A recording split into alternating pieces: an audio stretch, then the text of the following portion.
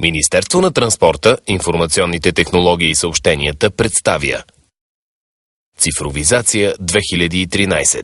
Здравейте! В следващите минути на вашите въпроси за цифровизацията на телевизионния ефир ще отговарят нашите експерти. Професор Кирил Конов, дългогодишен експерт по електронни съобщения, и госпожа Дора Тонева, експерт от Министерството на транспорта, информационните технологии и съобщенията. Какво не знаете за цифровизацията? На 1 март или на 1 септември започва цифровизацията. Мен как ще ме засегне? Повече програми ще има ли? Цифровите предаватели вредят ли на здравето? Професор Конов, кога започва цифровизацията? На 1 март или на 1 септември? Излъчването на ефирните цифрови телевизионни програми започва на 1 март тази година. А на 1 септември е предвидено да се спре разпръскването на аналоговите телевизионни програми.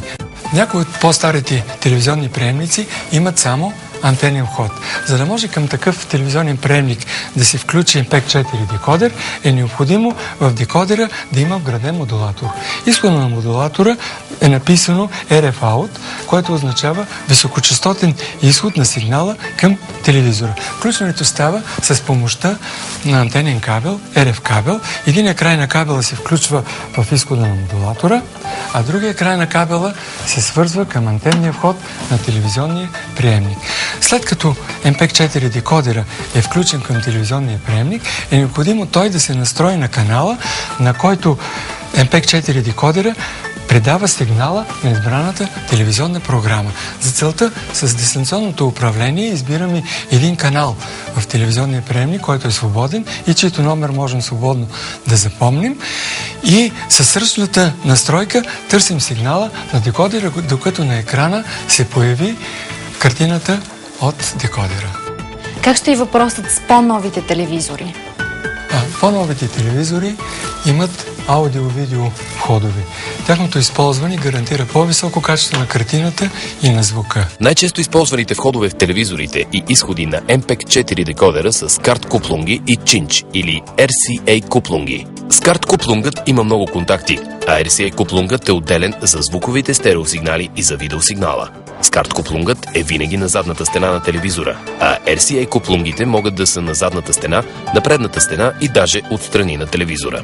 За свързване се използва кабел, според вида на входа на телевизора и изхода на MPEG-4 декодера. Той може да бъде SCART-SCART. При такъв вид кабел, обикновено при включване на декодера, той автоматично превключва телевизора към приемане на програмите, без да е необходимо да се избира с дистанционното режим аудио-видео.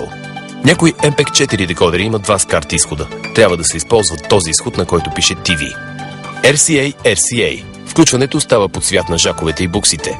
RCA SCART. SCART RCA. След като декодерът се включи към телевизора, към него трябва да се свърже антената. Ако досега се е приемал аналогов сигнал, то просто антенният кабел от телевизора се премества и се включва към декодера. Включват се MPEG-4 декодера и телевизора и чрез менюто на дистанционното на декодера се избира автоматична настройка. Какво правим в случая, когато не се е приемала ефирна аналогова телевизия? Когато не се е приемала ефирна аналогова телевизия, трябва да се инсталира телевизионна приемна антена.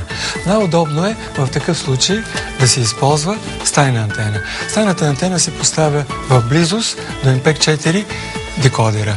Ако и с такава антена приемането е нестабилно или приемането е невъзможно, то трябва да се използва активна стайна антена.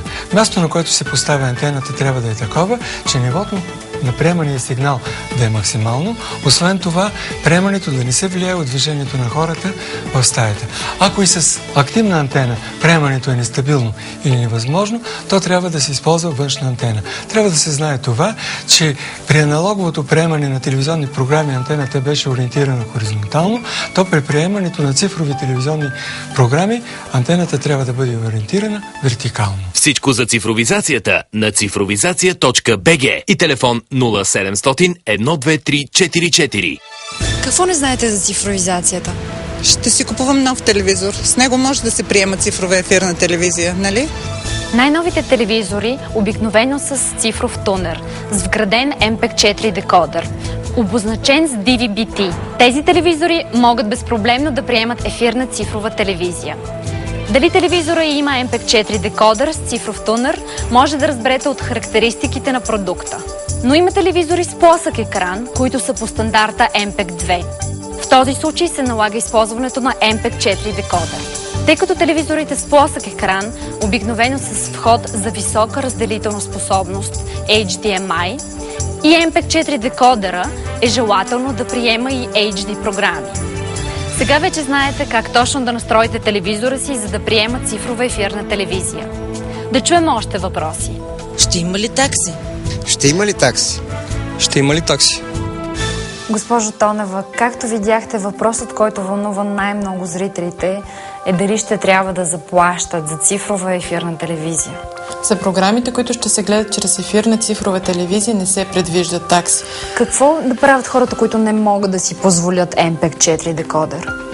За тях държавата е предвидила комплекс от мерки, които ще помогнат лицата с специфични социални потребности, които са получили целева помощ за отопление за сезон 2012-2013 година. До сега в България ефирно се е разпространявала единствено аналогова телевизия, приемана с обикновена стайна или външна антена. От 1 март тази година започва едновременно ефирно излъчване на аналогов и цифров сигнал, наречено Simulcast. За да се подготвите за преминаване към ефирна цифрова телевизия, проверете дали вашия телевизор има вграден MPEG 4 декодер. Ако няма, се налага да закупите външен MPEG 4 декодер, наречен Set Top Box. След необходимите настройки, вие ще можете безпроблемно да гледате ефирна цифрова телевизия след 1 септември 2013, когато излъчването на аналоговата окончателно спре. Всичко за цифровизацията на цифровизация.bg и телефон 0700 123 44.